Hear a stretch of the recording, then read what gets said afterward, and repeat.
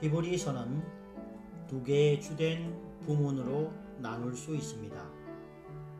1장부터 10장까지가 첫 번째 주된 부분으로 간주될 수 있는데 여기서는 어떤 진리가 다루어지고 있습니다. 히브리서 11장부터 13장까지는 두 번째 주된 부분으로서 믿음의 길을 다루고 있습니다. 첫 번째 부분인 히브리서 1장부터 10장까지에서는 4개의 중점이 있습니다. 그 첫째는 그리스도가 천사들보다 뛰어나심을 말하고, 두 번째는 그리스도가 모세보다 뛰어나심을, 세 번째는 그리스도가 아론보다 뛰어나심을, 네 번째는 그리스도의 새 언약이 옛 언약보다 뛰어남을 말합니다. 그리스도는 유대교의 모든 것들보다 뛰어나십니다. 히브리서 11장부터 13장까지의 두 번째 부분은 주님을 따르는 길을 다룹니다. 히브리서 11장은 믿음의 정인들에 관해서 말합니다. 그리고 우리가 본 바처럼 히브리서의 각 부분은 각각의 권고와 경고를 담고 있는데, 이 책의 마지막 부분에서 그것은 12장 전체를 차지합니다. 믿음의 문제를 충분하게 다룬 후 저자는 더 나아가 믿음의 길에서 우리가 예수를 따라야 할 것을 말합니다. 믿음의 길은 좁은 길, 즉 십자가의 길입니다. 그것은 고통의 좁은 길이며 손실의 길입니다. 그러므로 반드시 우리는 이 믿음의 길을 가야 합니다. 고대의 모든 족장들과 선지자들은 이 길의 증인들입니다. 그들은 구름 같은 증인들로서 우리를 둘러싸며 우리에게 믿음의 좁은 길에 대해 증거하고 있습니다.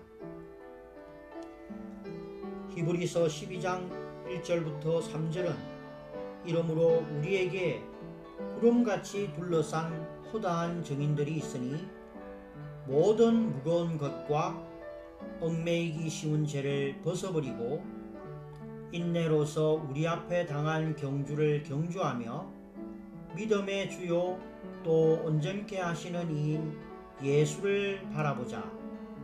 저는 그 앞에 있는 즐거움을 위하여 십자가를 참으사 부끄러움을 개의치 아니하시더니 하나님 보좌 우편에 앉으셨느니라.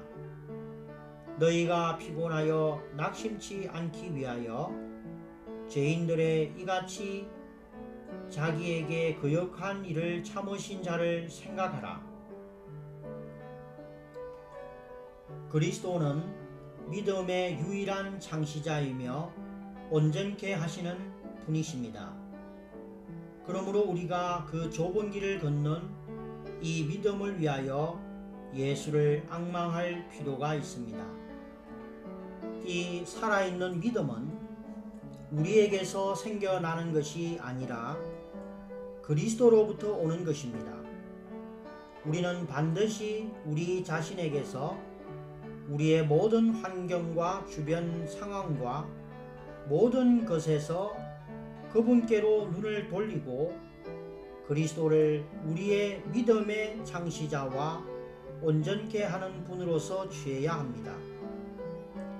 우리 자신 안에는 십자가의 좁은 길을 갈 수 있는 믿음이 없지만 우리는 그리스도가 아닌 모든 것으로부터 눈을 돌려 그리스도를 앙망할 수 있습니다. 그러면 그리스도가 이 믿음의 창시자와 온전케 하시는 분이 될 것입니다. 만일 우리가 그리스도를 앙망한다면 우리는 십자가의 좁은 길을 갈 수 있는 그리스도의 살아있는 믿음을 가질 것입니다. 이것이 히브리서 11장과 12장의 주된 내용입니다. 히브리서 13장 10절은 우리에게 제단이 있는데 그 위에 있는 제물은 장막에서 섬기는 자들이 이 제단에서 먹을 권이 없나니 라고 말합니다.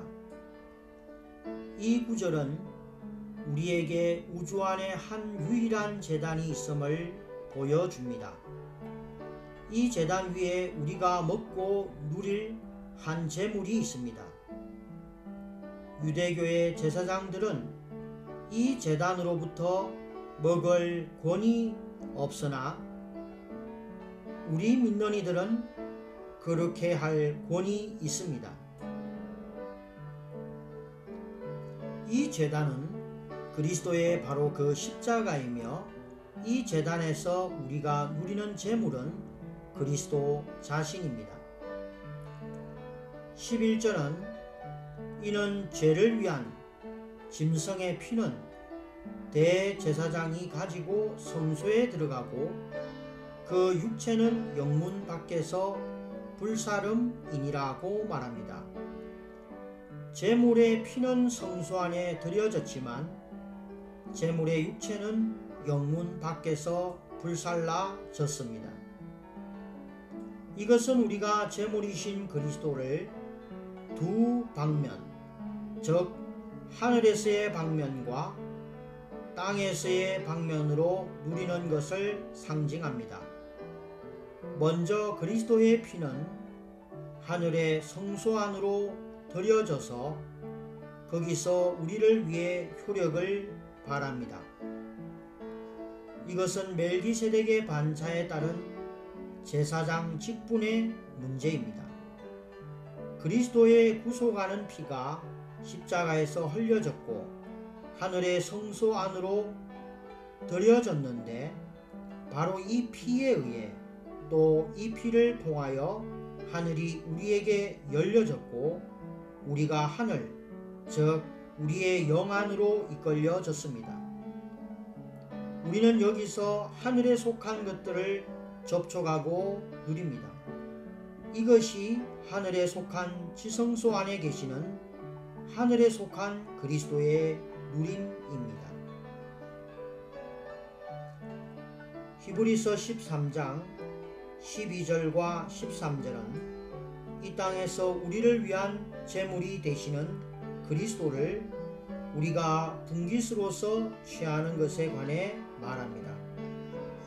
이 구절들은 이렇게 말합니다. 그러므로 예수도 자기 피로서 백성을 거룩해 하려고 성문 밖에서 고난을 받으셨느니라. 그런즉 우리는 그 능욕을 지고 영문 밖으로 그에게 나아가자. 그리스도는 이 땅에서 그분의 몸 안에서 성문 밖에서 고난을 받으셨는데 그 성문은 조직화된 유대 종교, 곧 유대교의 중심인 구 예루살렘의 문이었습니다. 한편으로 그리스도는 하늘에 계신 그분 자신을 누릴 수 있도록 우리에게 하늘을 여셨고, 다른 한편으로 그분은 우리로 하여금 믿음의 길 안에서 고난을 받으며 그리스도를 따를 수 있게 하는 우리의 누림의 분깃이십니다.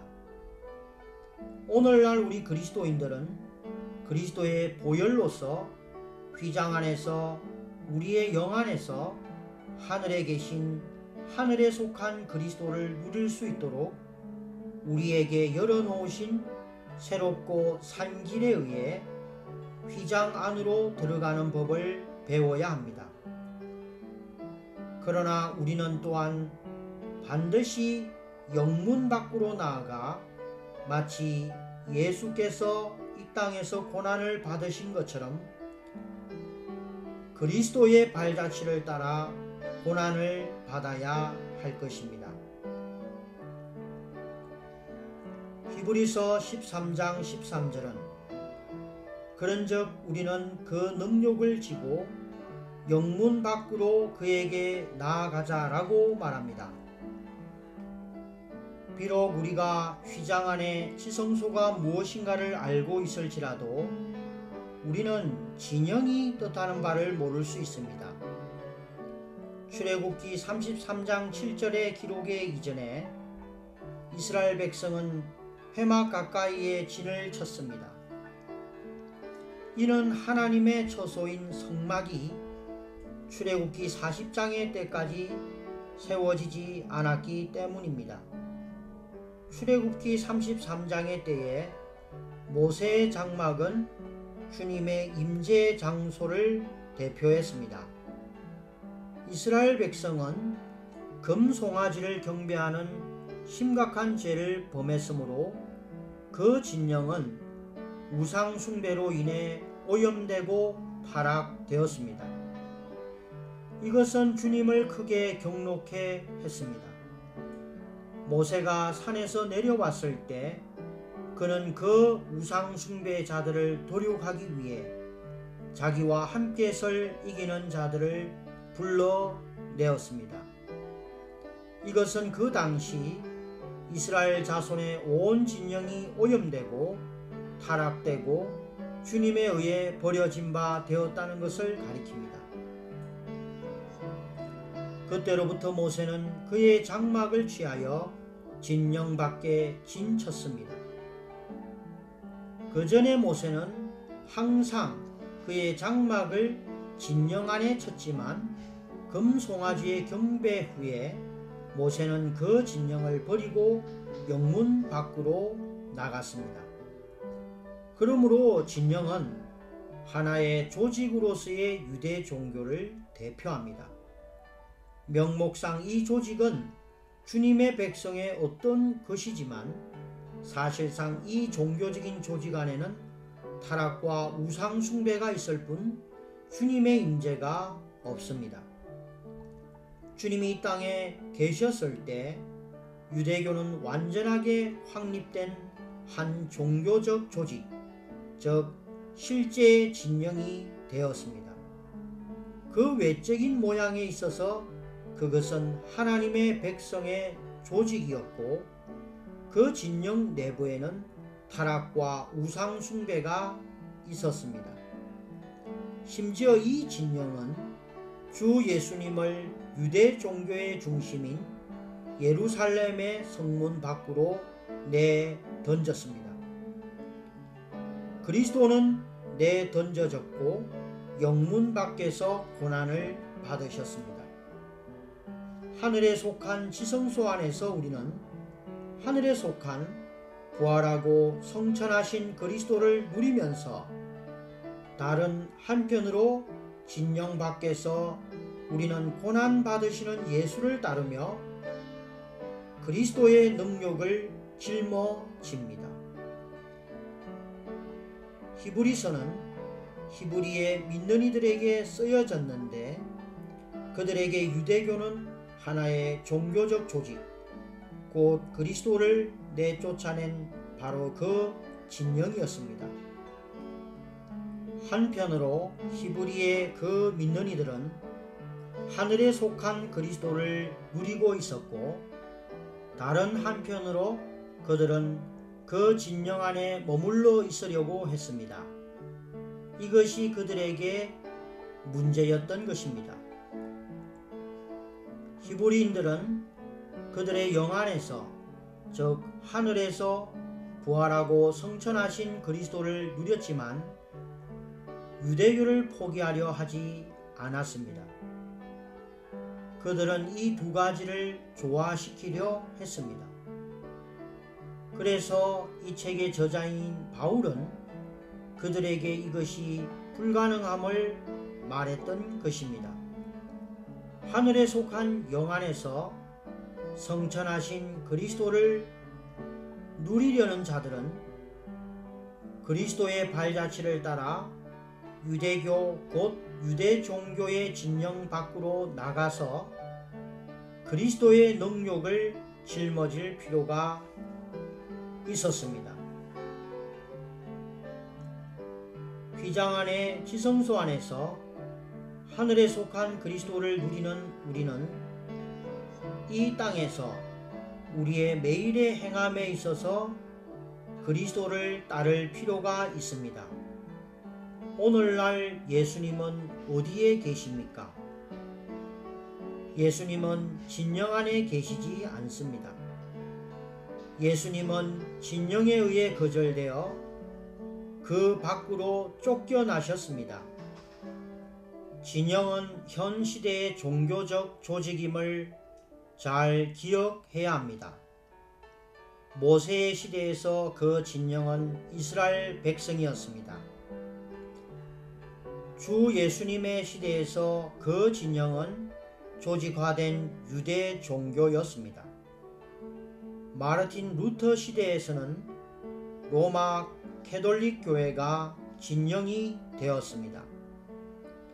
루터의 전기로부터 우리는 그가 휘장 안으로 들어가서 하늘에 속한 그리스도를 누림으로 강건하게 되어 그 당시의 진영의 핍박을 견딜 힘과 능력을 가졌고, 또 한편 진영 밖으로 나가서 예수를 따르며 능력을 지고 핍박을 견딜 수 있었다는 것을 알 수 있습니다.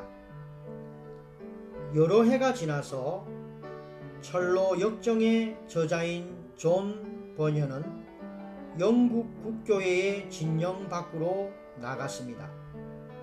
오늘날 이 진영은 기독교라는 조직입니다. 하나님이 보시기에 조직화된 기독교는 바로 하나의 진영입니다. 명목상으로 그것은 주님의 백성들이지만 실제상으로 그것은 타락과 심지어 우상 숭배로 가득합니다. 거기에는 주님을 위한 입지나 장소가 거의 없고 주님의 임재가 박탈당했습니다. 만일 우리가 진실로 휘장 안에 하늘에서 주님의 임재를 누리려면 반드시 예수님을 따르기 위해 조직화된 기독교의 진영 밖으로 나가야 합니다. 오늘날 많은 그리스도인들이 마치 히브리의 믿는 이들 같습니다. 한편으로 그들은 그들의 영 안에서 하늘에 속한 그리스도를 누리려고 합니다. 다른 한편으로 그들은 조직화된 기독교와 타협하고 거기에 머물려고 합니다. 그들은 그리스도의 능력을 지기 위해 진영 밖으로 나가려 하지 않습니다. 이 명료한 그림에 따르면 우리는 우리가 마땅히 어디에 있어야 하는가를 볼 수 있습니다. 우리의 영은 마땅히 그리스도와 함께 하늘에 있어야 하고, 우리의 발자취는 마땅히 예수님과 함께 조직화된 기독교의 진영 밖에 있어야 합니다. 그러나 많은 사랑스러운 그리스도인들은 그들의 발자취는 조직화된 종교의 진영 밖에서 예수님을 따르는 자치라고 담대하게 말하지 못합니다. 우리는 히브리서에 있는 이 두 어구, 휘장 안과 진영 밖을 주의해야 합니다. 그리스도는 우리의 제물, 곧 십자가의 제단 위에서 우리를 위해 하나님께 드려진 우리의 분깃이십니다.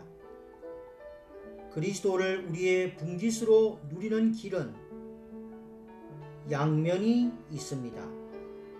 한편으로 우리는 우리의 영 안에 하늘에 계신 성천하신 그리스도를 누리지만, 다른 한편으로 우리는 진영 밖으로 나가서 그리스도의 발자취를 따르며 그분의 능력을 짊어질 필요가 있습니다. 이 두 방면에 있어서 우리는 그리스도를 우리의 분깃으로 충만하게 누립니다. 그리스도를 누리는 길은 휘장 안으로 들어가고 진영 밖으로 나가는 것입니다.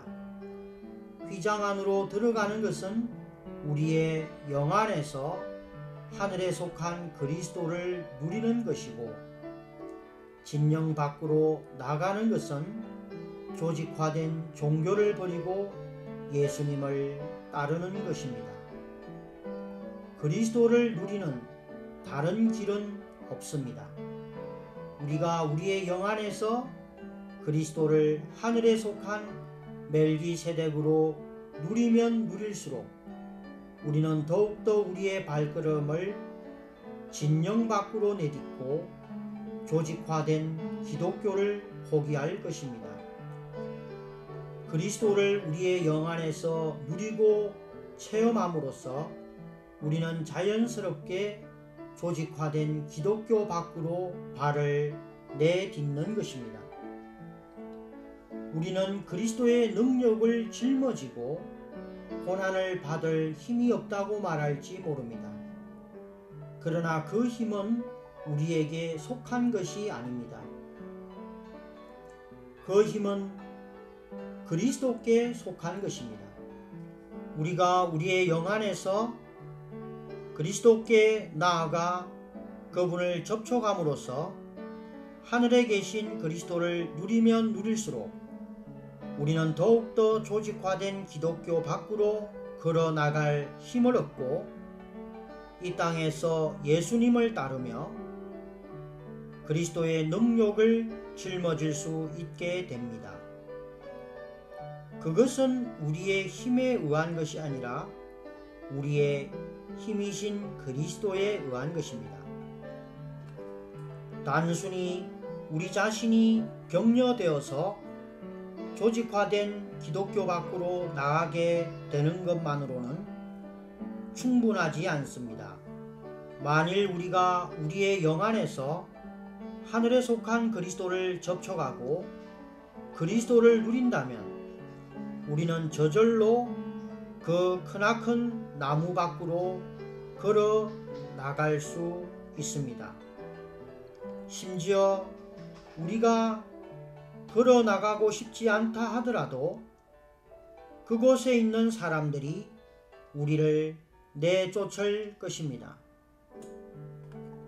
우리가 하늘에 속한 그리스도를 접촉하면 할수록 우리는 더욱더 조직화된 종교 안에 있는 사람들에 의해 연병으로 간주될 것입니다.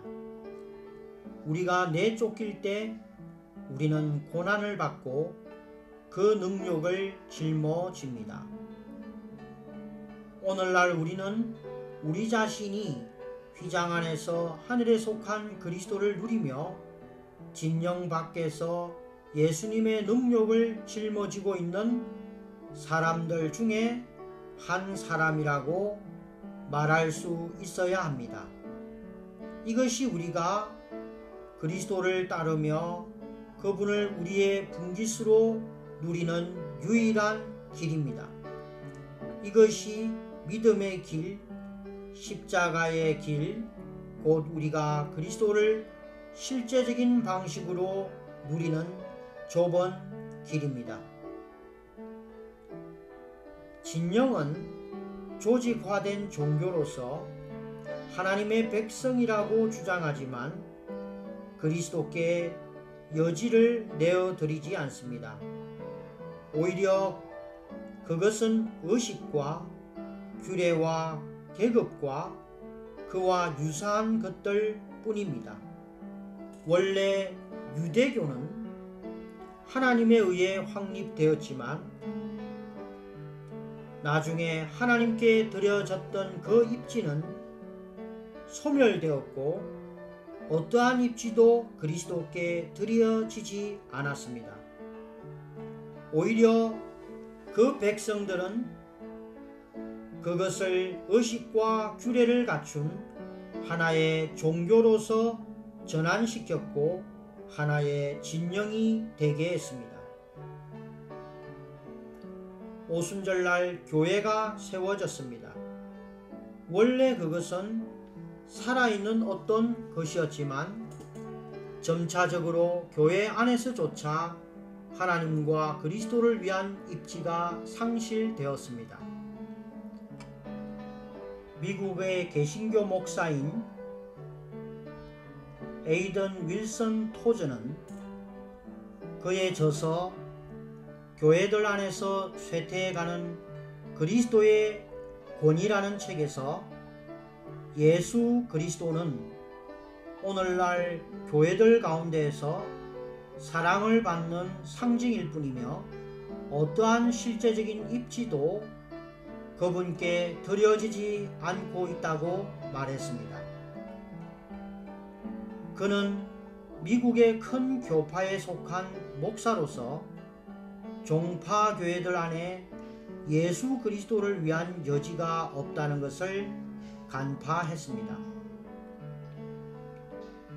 교회는 원래 그리스도를 담는 살아있는 몸이었지만 그리스도는 교회 안에서 충분한 입지를 얻지 못하셨습니다.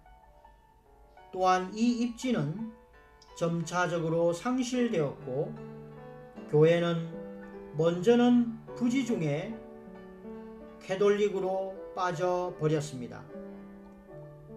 마르틴 루터 시대 동안에 로마 캐톨릭 교회는 100% 하나의 진영이 되어버렸습니다.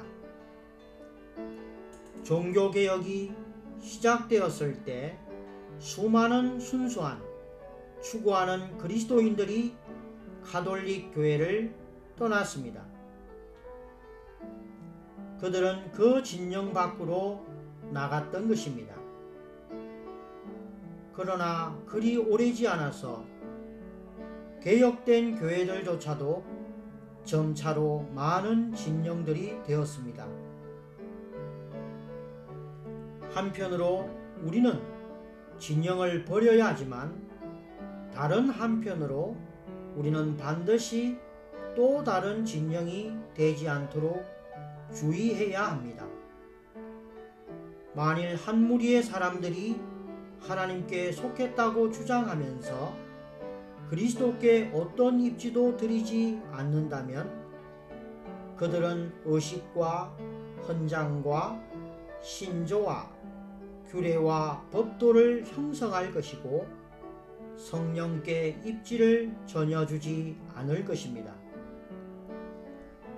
그러면 그들은 하나의 진영이 될 것입니다. 우리는 반드시 그러한 진영을 거절하고 버려야 합니다. 우리는 반드시 그것에서 나와야 합니다. 우리는 조직화된 기독교를 거절해야 할 뿐 아니라 우리 스스로도 형성할지 모르는 어떤 진영도 거절해야 합니다. 우리는 어떤 것을 형성하려고 해서는 안 됩니다. 우리가 형성하려는 것은 모두 그것이 아무리 신약의 형태에 따른 것 같을지라도 여전히 하나의 진영입니다. 만일 우리가 주님을 진실로 따른다면 우리는 반드시 이 모든 것들을 떨쳐버려야 합니다. 우리가 행해야 할 것은 다만 그리스도를 공급하고 수많은 사람들 속에 그리스도를 태어나게 하는 것입니다. 히브리서 13장은 몇 가지 최종적인 의무를 담고 있으며 그 후 20절부터 25절까지는 결론의 부분입니다.